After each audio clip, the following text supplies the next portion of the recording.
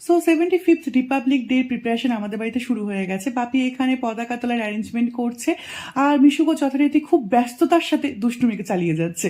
আর আমি এখানে একটু পতাকাগুলোকে আঠা দিয়ে আটকে ডেকোরেশন করার চেষ্টা করছি। আর এই যে বড় পতাকাটা যেটা টাঙানো হচ্ছে, এটা আমার দাদার ছোটবেলায় বাপি কিনে দিয়েছিল, সেখান থেকে দাদা তুলেছে, আমি তুলেছি, এখন মিশুকও তুলছে। মানে এটা চলে আসছে জেনারেশন বাই জেনারেশন।